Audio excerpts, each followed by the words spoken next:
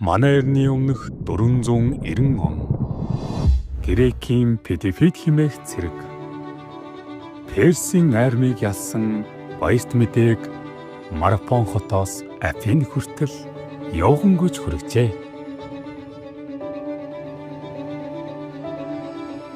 Тэр бид яллаа гэж хэлээд амьсгал хураасан гэдэг.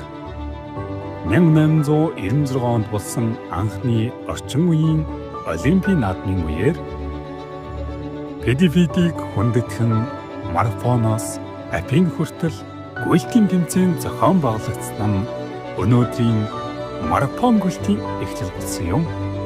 Гэвч нэгэн өөр гүйлт бас бий. Тэр нэгэн цэрэг шиг дайны мэдээг биш, авралын баярт мэдээг хүргэхээр урт замыг туулсан хүмүүс бий.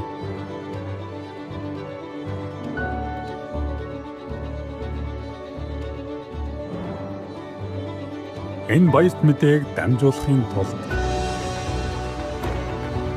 ганцхан хүн 42 км биш 14725 км замыг туулсан. Энэ баярт мэдээг түгээхийн төлөө нэг хүн биш 70 сая хүн амь насаа зориулсан. Энэ баярт мэдээг таны чихэнд хүргэхийн тулд таны хамгийн хайртай хүн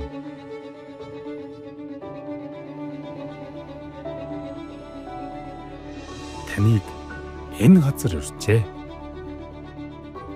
Библи жинхэнэ бурхан амьдралын зорилго эдгээрийн талаарх ертөнцийн хамгийн том баярт мэдээг сонсоод үзээрэй.